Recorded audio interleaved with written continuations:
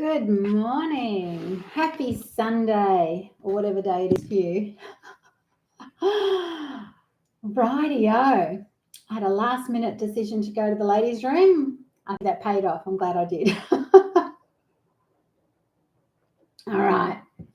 Today, and if you pop in, I can see somebody's here. So today I want to talk about blood sugar, insulin, and weight loss. And I have been running an experiment this week on how that affects me, because I've been watching, I think I mentioned it in the cravings episode last Cuppa, and I have been watching this dude who is called Insulin Resistant 1 on YouTube, and he just tests his glucose with everything. He has got a continuous glucose monitor, which I can see why that would be such a game changer for diabetics and people who are constantly checking their blood sugar levels, because I'm already, I don't know if you can see it, but I'm already getting bruises on my fingers from jabbing myself. So it's not ideal. But it's been very interesting. And I kind of thought I was a really good test subject for this experiment, because my weight has been pretty stable since, I had weight loss surgery, just so you know, in case you're new here. And so I've lost 60 kilos. I pretty much stabilized. And have been this same sort of weight. I lost weight when I went down to Perth on holidays for 3 weeks. It's come back. So being back up here. So I thought, okay, whatever I did or didn't do, I don't know what I did down there really, apart from no stress. So whatever it is, it's come back. So I kind of thought, right, I'm pretty stable with my weight. So let's see what happens when I track my blood sugars and my ketones and do proper carnivore. Now, I'm pretty much a dirty carnivore, and I will eat sausages from the supermarket that probably have gluten in them or some kind of carb in them.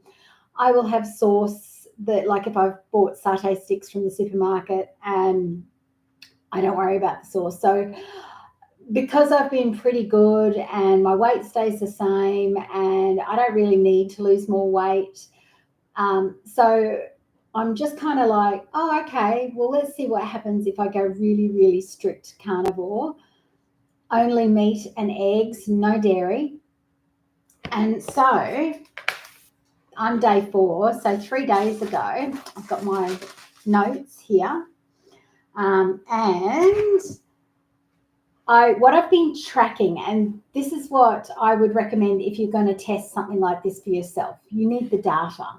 So you need the data of your weight, some measurements. So for me with lipedema, I kept the measurements of my ankles, waist, thighs, and knees, because obviously the legs are the most prominent area for the lipedema, and also you've got a lot of lymphatics in your stomach. That's probably where most of them are. So I checked my waist as well. I've got myself a handy dandy little blood glucose monitor, and from the pharmacy. So it's a little, and so that's my other piece of data that I've been checking as I go along. So I wanted to keep it pretty much same each day, so that I could keep all, like a trial, like a case study. So I've also been having 1 packet of sody, so that's like Element. It's, an electrolyte mix. And the very first day, actually, what I did was I was tracking my blood glucose, and a couple of the days I've been checking it during the day and in the evening as well, to sort of gauge if my blood sugar changed with certain things, because that's what this guy's been testing. He's been testing whether or not his blood glucose changes depending on what he eats.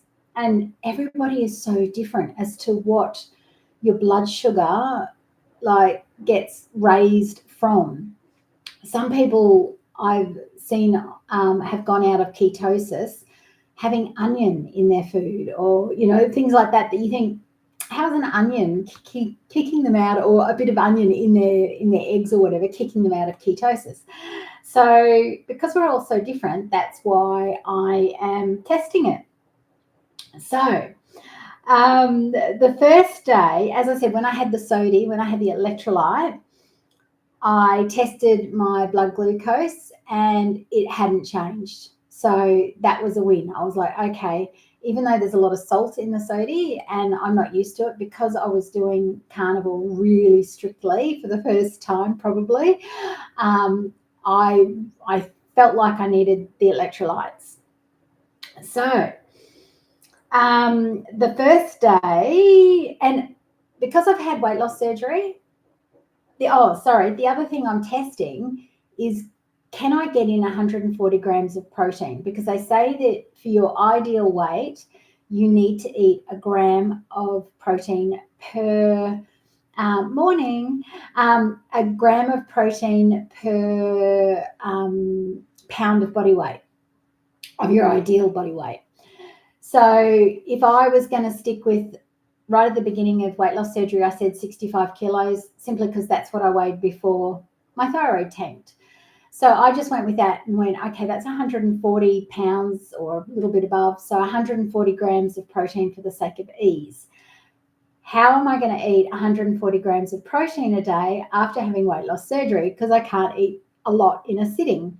So remember the old days of when they used to say, oh no, you need to eat 6 meals a day. And then they decided, oh no, that's not a good idea. Well, I went back to that. So I pretty much had, let's see, the first day, 1, 2, 3, 4, I had 5 meals. So I didn't have 6, I had 5. And I just kind of, whenever I started to feel hungry, I would have more meat. And I tracked it on Chronometer, which is an app you can get, which tracks all your vitamins, minerals, all the things. And so this is what I've been doing for the last 3 days. So today's day 4. And oh, blimey, to get in 140 grams of protein was insanely difficult. And by the end of the day, on day 1 and day 2, just even the thought of eating anything else was, no, please don't, I can't. I wasn't full in the stomach, just the thought of it. I was satiated. That's the thing with this. And then last night, day 3 was tricky because my blood sugar went so low after eating this way and being really strict. And I already knew that to check my blood glucose on the machine, that 3.7 was low. Now I started at 5.4, I think, the day before I decided to start this. So that was my sort of standard blood glucose, having dirty carnivore. So the first day it was 4.9 in the morning. The second day it was 3.9 in the morning, and I was like, oh, I knew 3.7 was the go.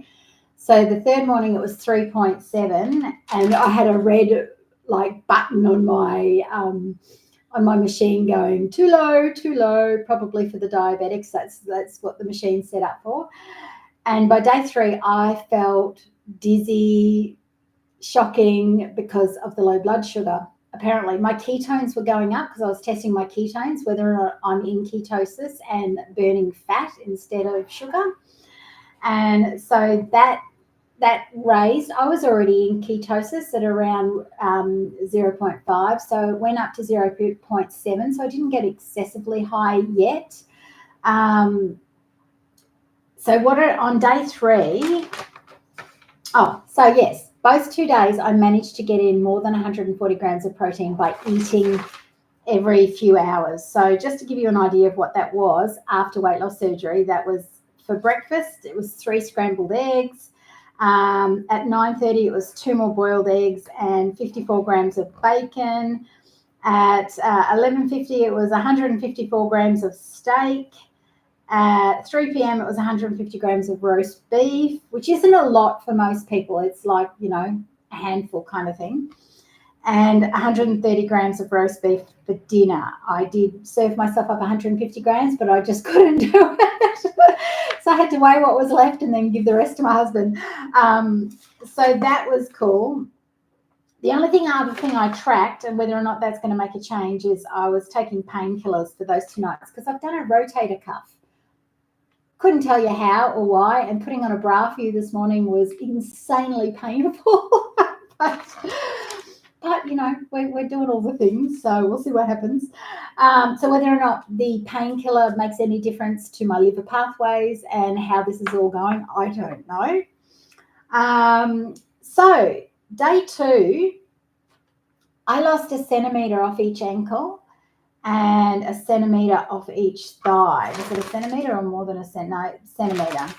And oh no, it was my knees that dropped more. I knew that was, it dropped 3 centimetres off my left knee and 1.5 centimetres off my right knee. So that's me tracking the lipedema, right? So that was really interesting. I went down, what did I go down? 0.5 kilo. And so that was day 2. Day 3, as I said, my blood sugar was 3.7, so it was really low at this point. My ankles were the same. My waist was the same. My thighs went down 2 centimetres each. My knees went down another centimetre and a half each. As I said, this was the day that I started to feel ill from low blood sugar. And so I was like, what am I going to do? I didn't want to stop the experiment, but I needed to bring my blood sugar up a little bit.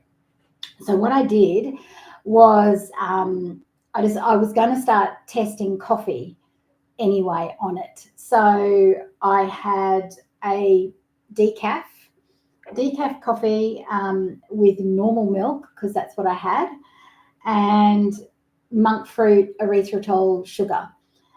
And I started to feel better after I had that, and that was only like 7 grams of carbs. I kept checking my blood sugar, so my blood sugar went up to 3.9 after that. So it went up a little bit. And then with my next meal I had, which was pork ribs, I had 20 grams of cheese, because in my head I kind of knew that cheese had a little bit of carbs in it. And after that, and I had to lay down, I felt back to normal again. Here's what I didn't know. When I put the cheese, which was, as I said, 20 grams, and 30 grams is like a serve, which is like a matchbox size piece of cheese, so it wasn't even that much. It had like 7 grams of carbs in it. And I thought, wow. So for anyone doing carnivore or keto particularly, when you're in the keto world and you just call yourself, oh, you're doing keto, cheese is everywhere. Chaffles, which are made of cheese, like it's just, they use cheese for everything. And for the people that can't lose weight on keto or carnivore, cut the cheese. So between the monk fruit sugar, here's an interesting thing about the monk fruit sugar. It did not affect my ketones or my blood sugar. So it didn't spike that, because I tested that as well. So you test it 2 hours after you've consumed it. So I tested that and it didn't affect that. So it didn't affect the insulin. It didn't affect my blood sugar.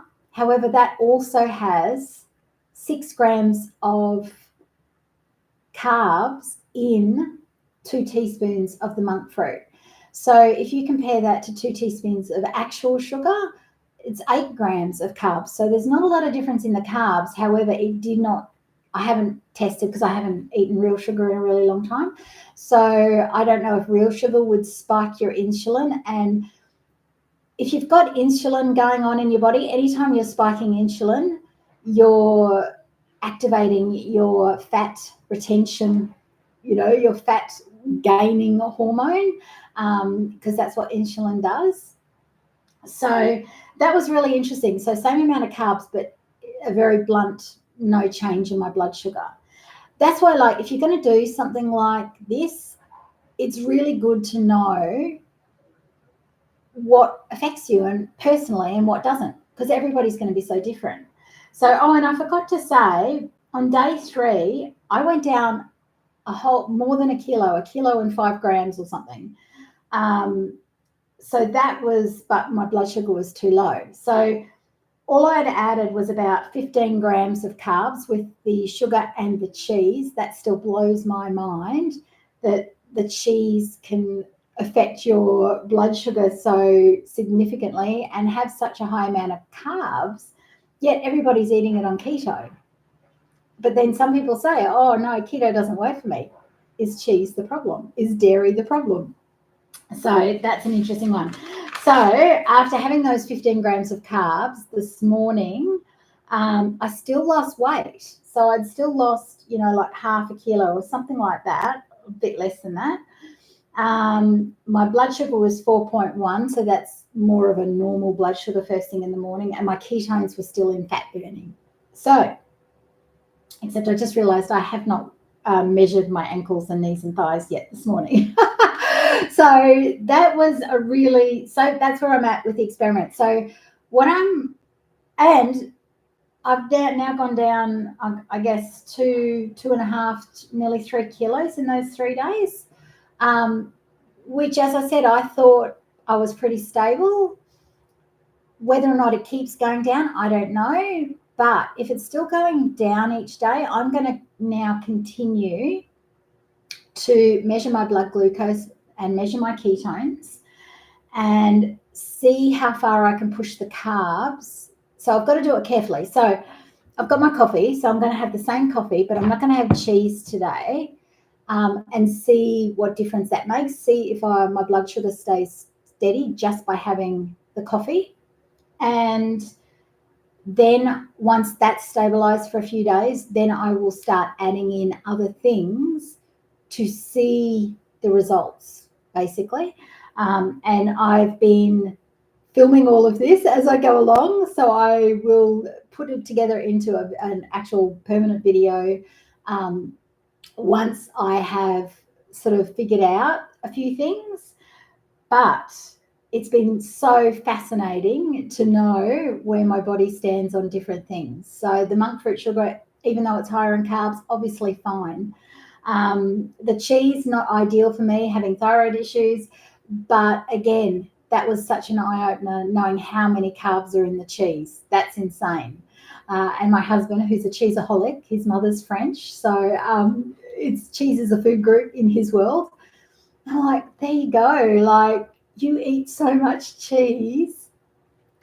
Is that the issue, that why you're stuck now? But he's always eaten a lot of cheese, but as you get older, right? And stress. He's full of stress. He holds all his stress in his belly, so that's normal as well. But I just thought I'd share that because I don't think we realize just how much the blood sugar and ketones and your blood sugar is essentially your insulin. So the more your blood sugar goes up and down, the more insulin spikes you are having, which destroys your thyroid. It makes lipedema worse. All these things that I have going on, all these hormonal things. Insulin is a hormone. We don't want it. So it's, as I said, it's been a really fascinating exercise, and I'm sure I'm going to learn more out of it by the time I'm finished. And it will be an ongoing thing. I won't wait until I've just finished doing it, because the main thing that I've been trying to work out is, am I staying the same weight now because I'm done? I could be. I'm 54. This could be my weight, which I am so grateful for, right? To go into a shop and pick up a size 10 or a small and extra small, I'm like, that's far beyond what I ever thought I would get to in my adult life. So, if this is my weight, this is my weight. I'm good with that. But I'm testing the glucose difference, and then I will start adding in a few veggies and seeing what changes there, because I've got very distinct markers now on what I'm doing and what's changing. And I'm going like that. I don't know if you can see, my ring is like, and I had these resized. It cost a freaking fortune. So I don't really want to get any lower, because then I have to do these again. Ridiculous, I know. First world problems for sure. But yeah, fascinating. So if you are struggling with a weight, with a, like getting to a goal weight or just removing any excess weight that's not lipedema fat, remember you cannot lose lipedema fat. Once it's come on, it's there to stay. You can lose the weight around that, but that's it. And that's, I reckon, is the starting point for anybody with lipedema, is to lose any weight that is not lipedema weight, and then see where you're at and see what you can do about the next step. If you can afford surgery, if you can afford that sort of thing. So that's definitely the starting point, is to lose. And it's tricky because lipedema, lipedema is driven by hormones. So if we're not checking our blood sugar levels, I would love to actually get one of those continuous glucose monitors that you put on your arm, but from my quick Google search, it's well over $200 a month to have one of those, which I suppose I could do it for a month and see for a month where I'm at. I expect, unless you're diabetic. If you're diabetic, I suspect it's way cheaper than that. But that's my understanding from Googling, is here in Australia, $200 a month to get one of those, to see what different foods affect you and, yeah, where you're at. But I think if you can afford that, or you can get one because you're pre-diabetic, who knows, so worth it, because then you can see what's causing the ups and downs, which causes the inflammation, which brings on the lipedema, which makes the thyroid tank, all the things that I have problems with. So, yeah, that's my little take on where I'm at this week and what I'm testing and what I'm trying. So if you've had experience with this, if you're watching this in future days, if you've had experience with this and you've noticed patterns like that, please share it with me, because I'm just finding this really fascinating. And I'm really glad, even though yesterday was a rubbish day because my blood sugars were too low, it's just been such a fascinating and interesting learning process for my own body. So I'm really excited to, how when you have a child and they first start eating and you test things for 3 days and then you test another thing for 3 days, that's kind of, I think, where I'm going to be at for the next foreseeable future, is to test all these things and see where I'm at. So for example, yesterday with the coffee, I had normal milk, but today I've got macadamia milk, which is what I would normally drink. So it'll be really interesting to test my blood glucose in a couple of hours after I've had macadamia milk as opposed to normal milk. So yeah, so that's where I'm at.